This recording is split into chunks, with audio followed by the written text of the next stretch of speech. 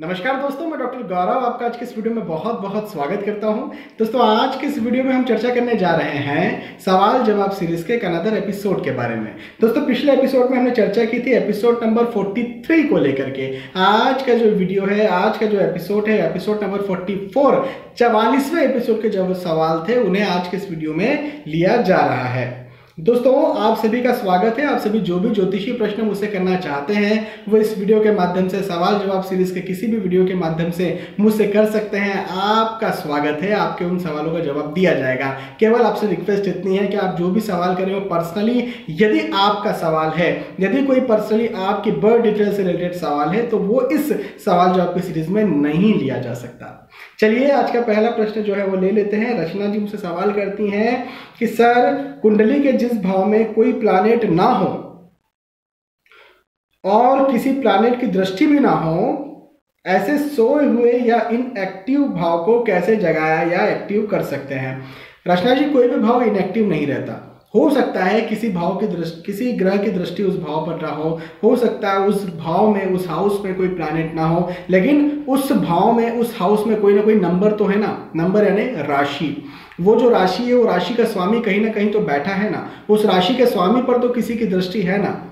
तो आप जो है किसी प्लैनेट को इनएक्टिव नहीं कह सकती हैं।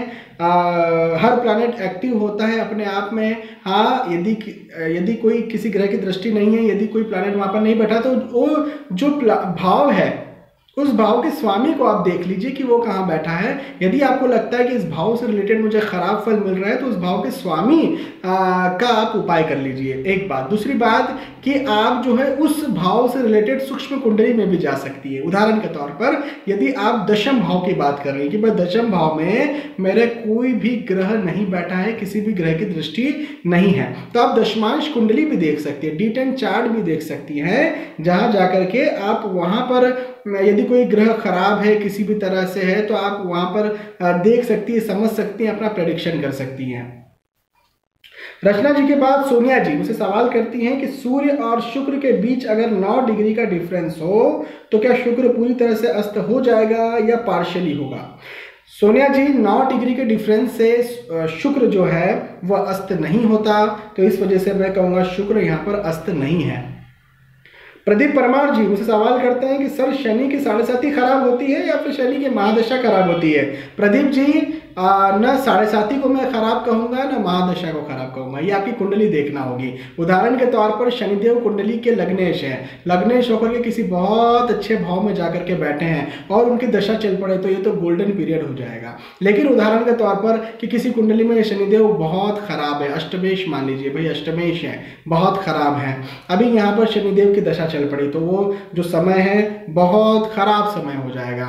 अब शनि 7.5 का भी इसी तरह से हाल है कि शनि 7.5 जो है वो भी शनिदेव की वजह से तो बनती है, लेकिन चंद्र देव की वजह से भी बनती है। यदि आपने मेरा शनि 7.5 का वीडियो नहीं देखा तो आपको वीडियो देख लेना चाहिए। उसमें मैंने बताया कि शनि 7.5 कैसे बनती है, चंद्र की वजह से कैसे बनती है, शनिदेव की वजह से कैसे बनती है। अभी शनिदेव और चंद्र की स्थिति, यदि दोनों की स्थिति कुंडली में कहीं अच्छी है तो शनि 7.5 आपको बहुत ज्यादा परेशान करने वाली नहीं है। लेकिन यदि दोनों की स्थिति खराब है, दोनों में से किसी एक की भी स्थिति खराब है तो शनि 7.5 आपको परेशान करेगी। तो आप ये देख लीजिए स्पेशली शनिदेव की महादशा में कि क्या शनिदेव कुंडली में अच्छे हैं। यदि अच्छे हैं तो शनिदेव की महादशा अच्छी जा रही है। आप ये भी देख लीजिए कि शनि और चंद्र, शनि 7.5 की बात कर रहे हैं, शनि और चंद्र में से किस ग्रह की स्थिति अच्छी है और किस ग्रह की खराब है। यदि दोनों की स्थिति अच्छी है तो शनि 7.5 आपकी अच्छी जाने वाली है। यदि दोनों में से किसी एक की स्थिति या दोनों की भी स्थिति खराब है तो आपकी शनि 7.5 खराब जाने वाली है। रंजन शर्मा जी मुझसे सवाल करते हैं, सर जी, क्या लंबे समय से सर्दी रहना, क्या ये भी कोई खराब ग्रह के प्रभाव से होता है? सर्दी मतलब कोल्ड, कफ, इसका ये कह रहे हैं। ठीक है, हाँ सही बात है, खराब ग्रह की वजह से भी होता है, खराब भाव की वजह से भी होता है। एक्चुअली क्या होता है कि आपके छाती का जो भाव होता है वो हम कहते हैं कि कुंडली का चतुर्थ भाव होता है। चतुर्थ भाव छाती का स्थान चूंकि है तो ये जो सर्दी है ये छाती संबंधी रोग है, खांसी है ये छाती संबंधी रोग है ना। तो चतुर्थ भाव भी खराब हो सकता है, चतुर्थ भाव में बैठा हुआ कोई ग्रह भी खराब हो सकता है, लग्नेश भी खराब हो सकता है, चंद्र भी खराब हो सकता है। तो इन सभी ग्रहों को आपको देखना चाहिए। अमृता मानेकर जी मुझसे सवाल करती हैं कि नमस्कार सर। नमस्कार अमृता जी। सर, परिवर्तन योग केंद्र में हो लेकिन मारक ग्रहों के बीच हो तो वो ग्रह शुभ फल देंगे या फिर अशुभ? क्या केंद्र में हुआ योग भी अशुभ होता है क्या? एग्जाम्पल के लिए कुंभ लग्न में 7वें भाव में मंगल है और 10वें भाव में सूर्य है, इनमें परिवर्तन योग है, तो क्या ये शुभ है या फिर अशुभ? प्लीज बताएं। अमृता जी, बहुत अच्छा सवाल आपने किया। देखिए, परिवर्तन योग जो होता है ना, वो किसी ग्रह के बीच में ना मानकर आप भावों के बीच में मानिए। यदि दो अच्छे भावों का आपस में परिवर्तन है, अच्छे भावों के स्वामियों का आपस में परिवर्तन है, तो वो परिवर्तन योग आपके लिए किसी क्षेत्र में अच्छा साबित हो सकता है। अच्छे भाव कौन से होते हैं? तीसरे, छठवें, 8वें या 12वें भाव को छोड़ करके हम सारे भावों को अच्छा ही मान लेते हैं। तो अभी आपने जैसे एग्जाम्पल दिया कि भाई जो मंगल है वो कुंडली के 7वें भाव में, 7वां भाव मतलब आपके पति का स्थान या आपकी पत्नी का स्थान, और 10वां भाव क्या आपके कर्म का स्थान। तो इसे ऐसा माना जा सकता है कि पति या पत्नी के आने के बाद, या कहें कि शादी होने के बाद आपका जो कर्म है वो ज्यादा एक्टिवेट हो जाएगा। कहने का मतलब आप और प्रगति कर सकते हैं या कर सकती हैं। तो ये परिवर्तन योग आपके लिए शुभ होगा। इनके बाद नीलम जी मुझे सवाल करती हैं कि प्रणाम प्रणाम नीलम जी, तुला राशि है, कर्क लग्न है, चंद्र और केतु की युति कुंडली के 7वें भाव में है, चंद्र की डिग्री 12 है, केतु की डिग्री 17 है, क्या ये चंद्र ग्रहण योग बनेगा? तो देखिए, 12 और 17 के बीच में 5 डिग्री का अंतर है। 5 डिग्री में कोई भी ग्रह थोड़ा सा क्लोज होने लग जाता है, तो मैं कहूंगा कि हाँ, ये चंद्र ग्रहण दोष या योग बन सकता है। इसका उपाय क्या करना चाहिए? तो उपाय के लिए मैंने एक वीडियो बनाया है ग्रहण दोष को लेकर के, चंद्र ग्रहण दोष को लेकर के, उसमें भी उपाय हैं। यदि आपको वो नहीं पता तो आप उपायों के सीरीज में भी जा सकती हैं। वहां जाकर के केतु का जो उपाय मैंने बताया, एक अलग से वीडियो में केतु का उपाय बताया गया है, उस उपाय को आप कीजिए, वो भी आपके चंद्र ग्रहण दोष जो है उसको खत्म कर देगा।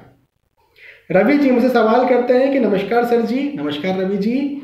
वृश्चिक लग्न में 7वें भाव में मंगल 23 डिग्री के बैठे हुए हैं, तो मूंगा कब तक पहनना चाहिए सर? मतलब कि शादी से पहले पहन सकते हैं क्या? प्लीज गाइड करें। बहुत अच्छा सवाल किया रवि जी।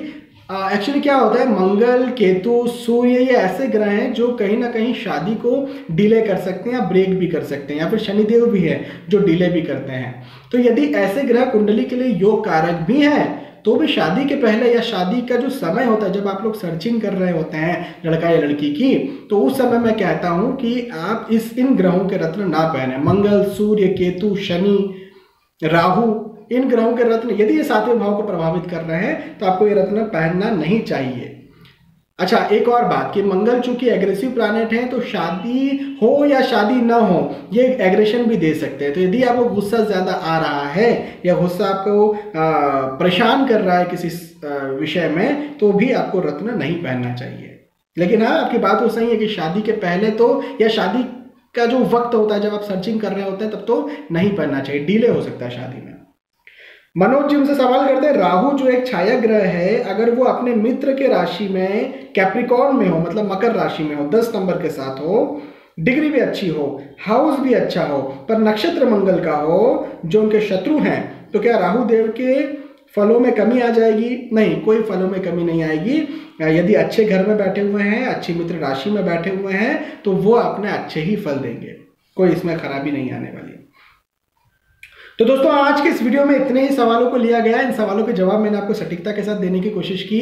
आने वाले एपिसोड्स में, आने वाले वीडियोस में और सवालों को लिया जाएगा, अलग अलग टॉपिक्स के साथ आपको वीडियो मिलेंगे। मैं आज के इस वीडियो में आपसे अभी विदा चाहूँगा। नमस्कार।